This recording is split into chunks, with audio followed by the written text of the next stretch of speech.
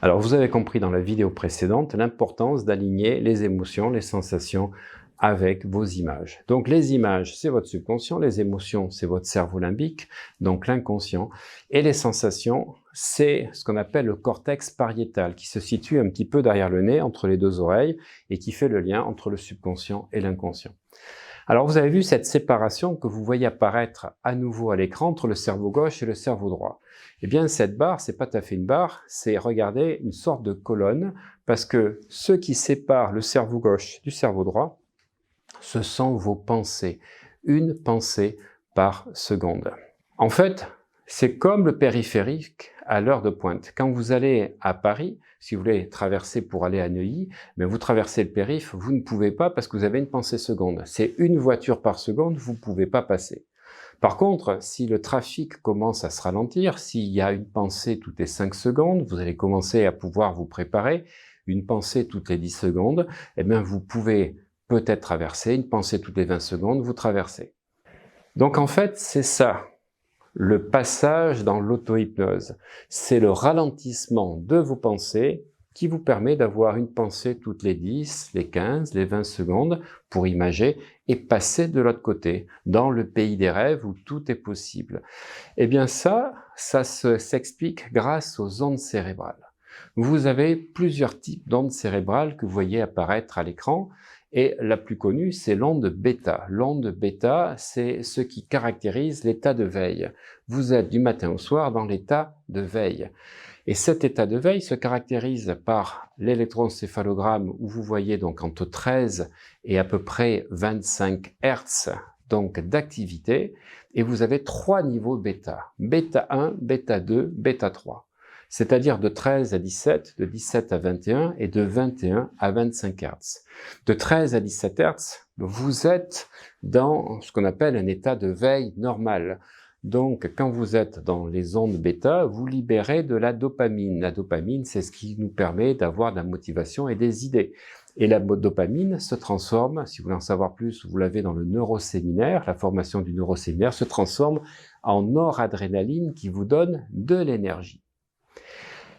Eh bien, quand vous commencez à monter un petit peu dans les tours, que vous vous énervez, vous passez au-delà de 13 Hz, 17, vous êtes plutôt entre 17 et 21 Hz, là vous libérez de l'adrénaline. Donc vous n'êtes plus dans la relaxation, vous êtes un peu énervé, vous êtes dans l'adrénaline, et puis si vous montez dans l'énervement, que vous commencez à libérer aussi du cortisol, vous allez passer dans la colère, l'énervement, l'excitation, ce qui vous amènera à terme au burn-out entre 21 et 25 Hz. Donc vos ondes bêta, qui caractérisent une agitation, s'augmentent de plus en plus.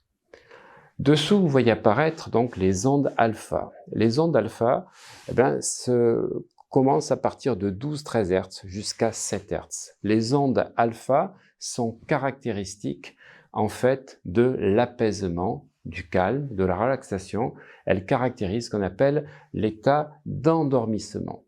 Et cet endormissement arrive dans la journée, toutes les 1h30, c'est obligatoire, vous ne pouvez pas y échapper, sauf si vous prenez café sur café. Malheureusement, c'est le problème des personnes qui prennent trop de café, parce qu'en fait, ils empêchent cet endormissement qui est nécessaire pour sauver le cerveau, parce que le cerveau a besoin toutes les 1h30 d'avoir 20 minutes donc de relaxation, de décompression pour évacuer les informations inutiles, condenser celles qui sont importantes et utiles.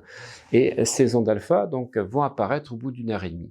Alors, vous avez tous fait cette expérience où vous vous retrouvez au volant de votre voiture à un feu rouge, et puis tout d'un coup d'entendre klaxonner, vous dites « mais qu'est-ce qu'il est con ?» et vous vous apercevez que le feu était passé au vert, mais ça faisait 5 secondes, vous ne l'aviez pas vu, parce que vous étiez passé de bêta à alpha.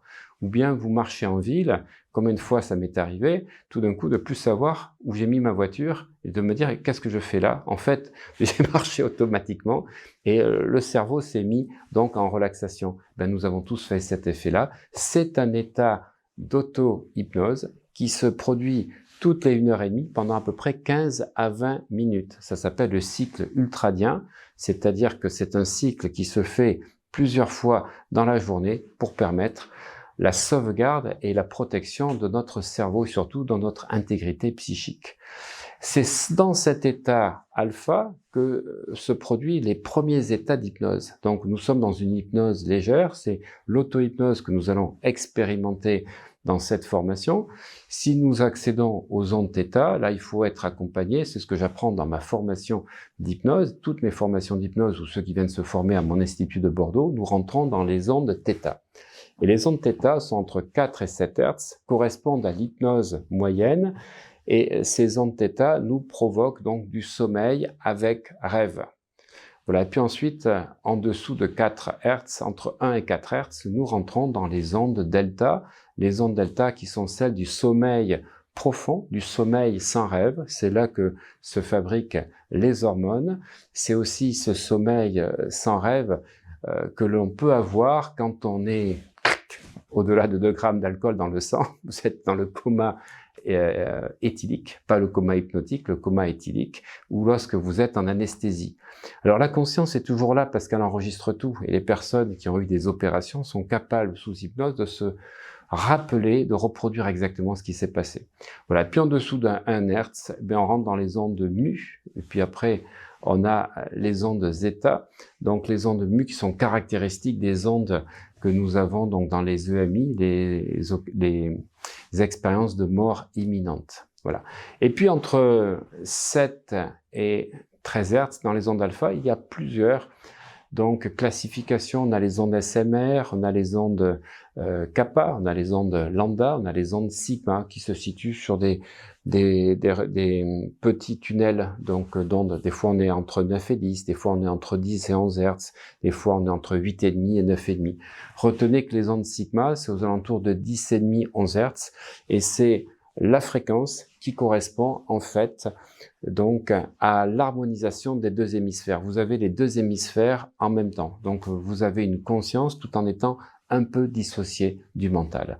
Eh bien, ce sont ces ondes cérébrales que vous allez expérimenter grâce à l'auto-hypnose et que vous allez pouvoir permettre effectivement de réguler. Alors, pour mieux comprendre le fonctionnement du cerveau, vous savez que je suis pharmacien, je parle beaucoup de neurochimie dans pas mal de mes formations. Pour que vous compreniez comment fonctionnent les ondes du cerveau, sachez que les ondes bêta correspondent au neurotransmetteur qui est la dopamine, donc c'est l'excitation, c'est la volonté, c'est l'engagement. Ensuite, quand vous accédez aux ondes alpha, la relaxation, vous êtes dans l'acétylcholine, le système parasympathique qui permet de se relâcher, de se relaxer, d'accéder à plein d'idées, c'est la créativité. Quand vous accédez donc aux ondes θ, qui sont caractéristiques de l'hypnose moyenne, vous libérez le neurotransmetteur GABA, G-A-B-A, qui est l'acide gaminobutyrique, pour lequel on utilise parfois, lorsqu'on est anxieux, ce que l'on appelle donc des anxiolytiques, comme les benzodiazépines, par exemple l'Exomil, ou effectivement l'Isanxia, qui vous permettent en fait de stopper vos pensées et d'être dans un état un petit peu somnolent. Mais grâce à la pratique de l'hypnose, vous pourrez vous sevrer de ces produits-là. Et puis ensuite, donc les ondes delta, caractéristiques de l'hypnose moyenne, qu'on appelle aussi hypnose somnambulique, qui correspond donc à la libération de sérotonine. Dopamine, acétylcholine, GABA, sérotonine, l'ordre de libération de ces 4 neurotransmetteurs qui permettent d'expérimenter ces états modifiés de conscience. Donc nous passons de l'état bêta dans l'hypnose, à travers l'état hypnoïde qui se situe à 12,5 Hz, en dessous de 13 Hz, et donc vous accédez aux états alpha, θ, delta, correspondant à l'hypnose légère, moyenne et profonde. Et puis vous avez des ondes cérébrales qui sont supérieures à 25 Hz, ce qu'on appelle les ondes gamma. Les ondes gamma, c'est les ondes d'excitation. Alors c'est pas le stress que l'on retrouve dans le bêta 2 ou bêta 3 qui sont entre 17 et 21 et 21-25 Hz. Là, c'est ce qu'on appelle le brainstorming. Lorsque vous êtes dans des réunions de travail, vous êtes à échanger avec ce qu'on appelle le cerveau collectif. On a une excitation, une émulation, on a plein d'idées qui arrivent.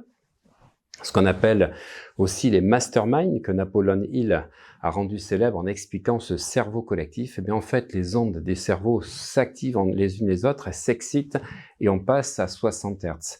Et bien ça correspond donc au neurotransmetteur, le glutamate, qui est un excitant et qui a un peu l'effet de la cocaïne. Donc cet état d'excitation qu'on retrouve quand on est en équipe, qu'on retrouve aussi lorsque nous sommes dans des sortes de méditation transcendantale où effectivement tout descend comme ça, on est câblé, on est un petit peu perché, et bien ce sont les ondes gamma.